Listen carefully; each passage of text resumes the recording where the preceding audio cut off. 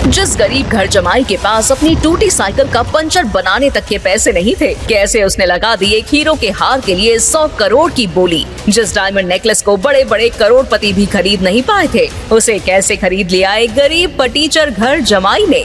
जानने के लिए नीचे दिए इंस्टॉल बटन को दबाकर अभी डाउनलोड करें पॉकेट FM और सुनिए इस दिलचस्प कहानी को, जिसने बना दिया एक गरीब को मिनटों में करोड़पति।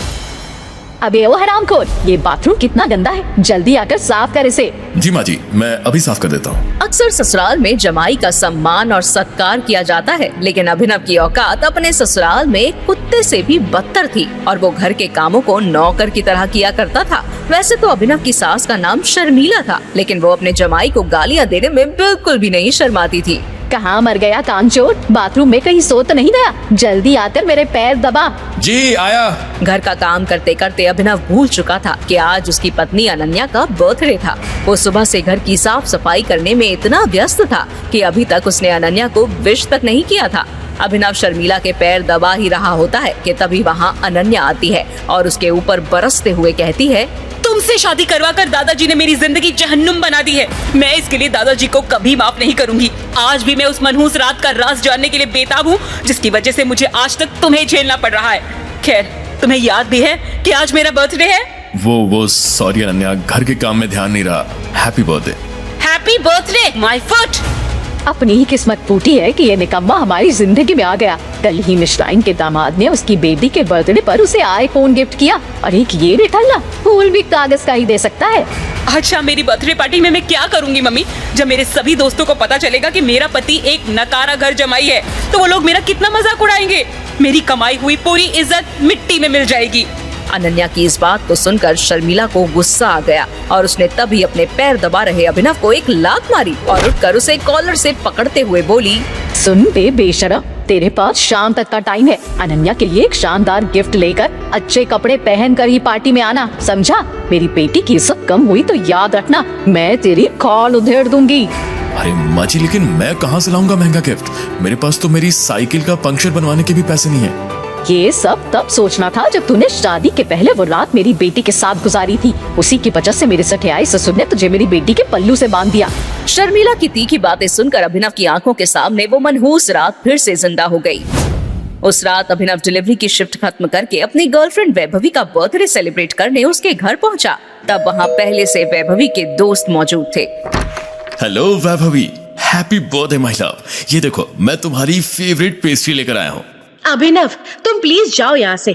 मेरे फ्रेंड्स ने तुम्हें देख लिया तो सब मेरा मजाक उड़ाएंगे। क्या ये क्या कह रही हो? तुम्हें मेरी वजह से शर्म आ रही है? क्या तुम मुझसे प्यार नहीं करती?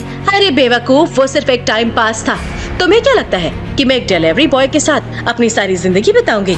तुम एक अनाथ हो, ना तुम्हारा कोई अतीत है और ना ही कोई भविष्य। तरस खाकर तुम्हारे साथ रहती थी, लेकिन तुम तो मेरे गले ही पड़ गए। अब तमाशा खड़ा मत करो, चुपचाप चले जाओ यहाँ से। वैभवी की कड़वी बातें तीर की तरह अभिनव के कलेजे को छलनी कर रही थी। तभी आग में घी डालने देवेन भी वहाँ पहुँच गया। अरे वैभवी, तुमने तो कहा था कि तुमने इस डिलीवरी बॉय को छोड़ दिया है, फिर ये फटीचर यहाँ पर क्या कर रहा है? बेबी, तुम्हें अपने स्टेटस के लोगों के साथ रहना चाहिए। हाँ बेबी, ये बस पेस्ट्री डिलीवर करने आया था, मैं अभी इसे भगाती हूँ। वैभवी, ये सब क्या चल रहा है? तुम मेरे साथ ऐसा कैसे कर सकती हो? क्यों बे निकम्मे, साले गरीब, तू वैभवी के साथ रहने के सपने देख रहा है? सुना नहीं, वो तुझे छोड़ चुकी है, अब वो मेरी गर्लफ्रेंड है। चल निकल यहाँ से। देवेन सच कह रहा है। अभिनव, तुम चुपचाप यहाँ से चले जाओ, नहीं तो मुझे तुम्हारी कंप्लेंट करनी पड़ेगी। अभिनव ने लाई हुई पेस्ट्री को वैभवी ने पैरों से कुचल दिया और उसे धक्के मारकर वहाँ से बाहर निकाल दिया। इतना अपमान और धोखे को बर्दाश्त करने के लिए अभिनव ने शराब का सहारा लिया। अपनी किस्मत को कोसते हुए उसने बेहोशी की हालत तक शराब पी ली और फुटपाथ पर ही गिर गया।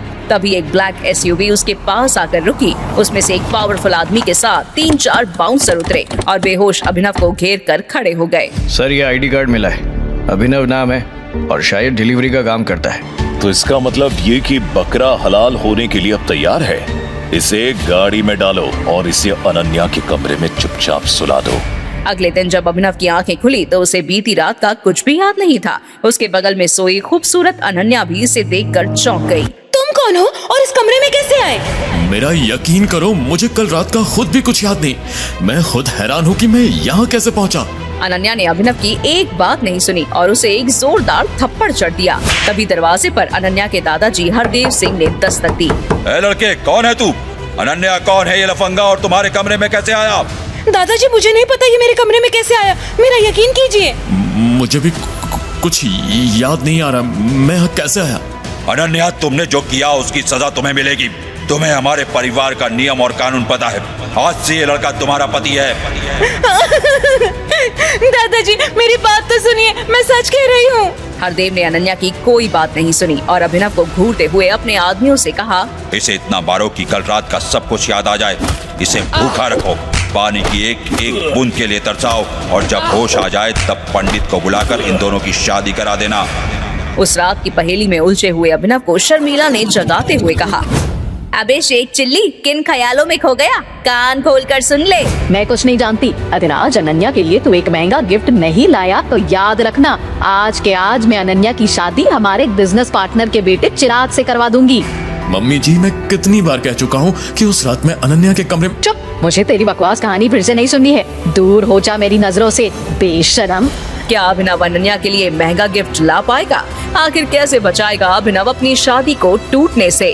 अगर अभिनव गिफ्ट नहीं ला सका तो क्या सच में शर्मिला अनन्या की शादी चिराग से करवा देगी? आगे क्या होगा जानने के लिए अंत तक बने रहिए हमारे साथ।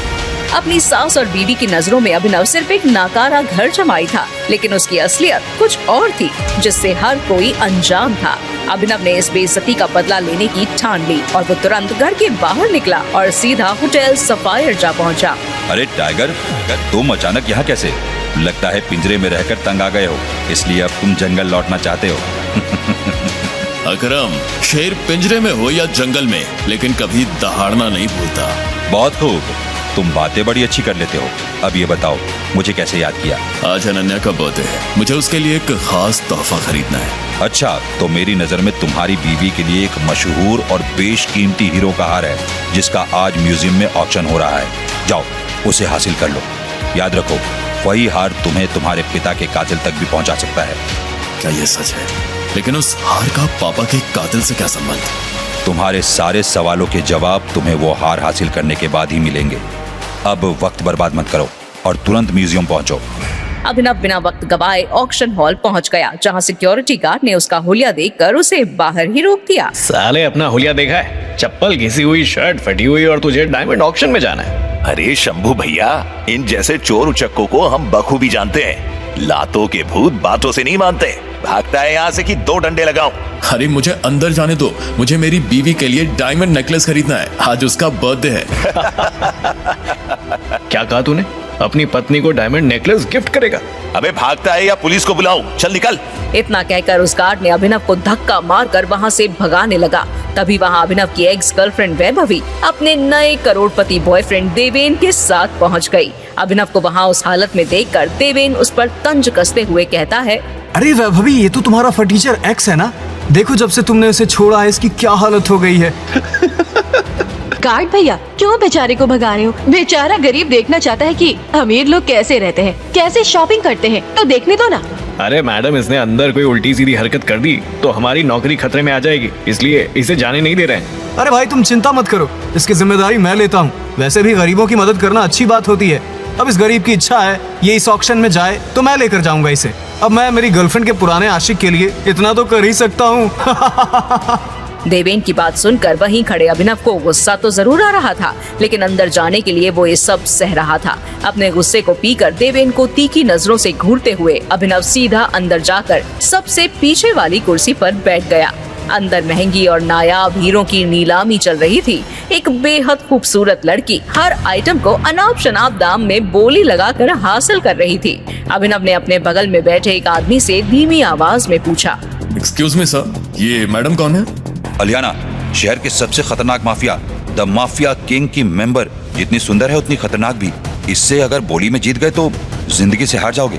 अलियाना के इस इंट्रोडक्शन की अभिनव को बिल्कुल भी उम्मीद नहीं थी। उसने अपनी नजर अलियाना से फौरन हटा ली। तभी ऑक्शन का सबसे बेशकीमती हार नीलामी के लिए आता है। और हमारा अगला आइटम है ये नायाब खूबसूरत जेड डायमंड से जड़ा हार। इसमें 100 साल पुराने बेशकीमती हीरे जड़े हुए हैं। कौन लेना चाहेगा इस हार को? इसकी बोली शुरू होती है 10 करोड़ से। 10 करोड़।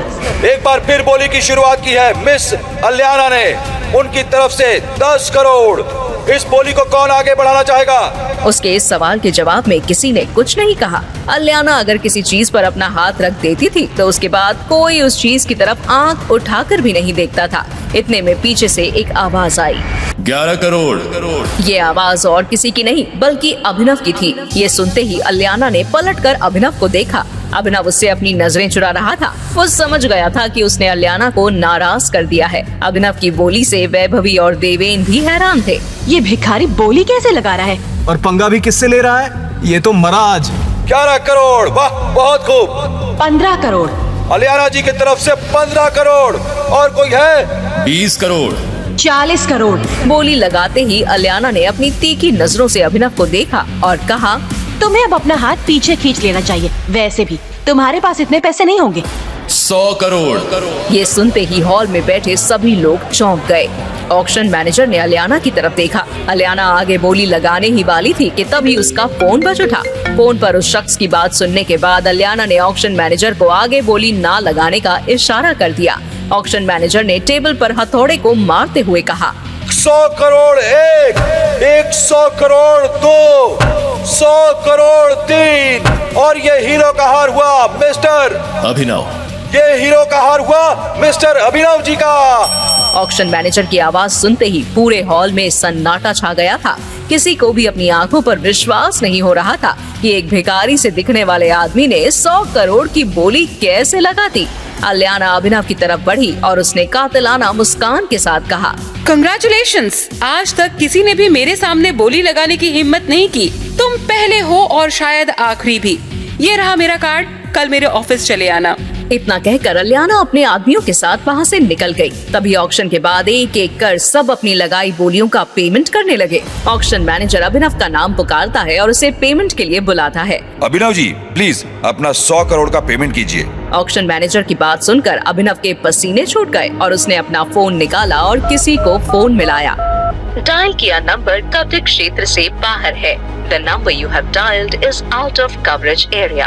मिस्टर अभिनव, आप पेमेंट जल्दी करें, हमें ऑक्शन क्लोज करना है। अभिनव धीमे कदमों के साथ ऑक्शन मैनेजर के पास पहुंचता है। सामने टेबल पर एक ग्लास बॉक्स में जेड डायमंड से सजा हार रखा होता है। अभिनव एक नजर उसको देखता है और फिर धीरे से ऑक्शन मैनेजर से कहता है, I'm sorry।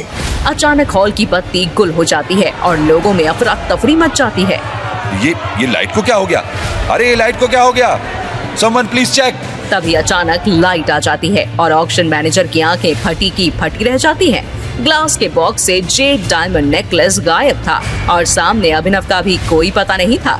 तभी तुरंत सायरन बज उठता है और सिक्योरिटी की टीम अभिनव को ढूंढने के लिए इधर उधर भागने लगती है।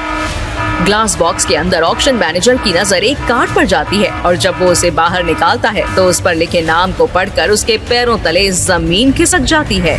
टाइगर। क्या है टाइगर नाम के पीछे की सच्चाई? क्या अभिनव भागने में कामयाब हो पाएगा? क्या रिश्ता है अभिनव का अकरम के साथ? कैसे ये डायमंड नेकलेस अभिनव को उसके पिता के कातिल तक पहुंचाएगा? ऑक्शन के बीच अलाइना को किसका कॉल आया था जिसकी वजह से उसने आगे की बोली नहीं लगाई? क्यों अभिनव छुपा रहा है अपनी असली पहचान? इस कहानी में आगे और भी हैरत अंगेज पड़ाव है जिसे सुनकर आपके होश उड़ जाएंगे। कल रात की चोरी के बारे में अभिनव ने किसी को कुछ नहीं बताया। अगले दिन सुबह फिर से उसकी सास ने तानों की बरसात शुरू कर दी।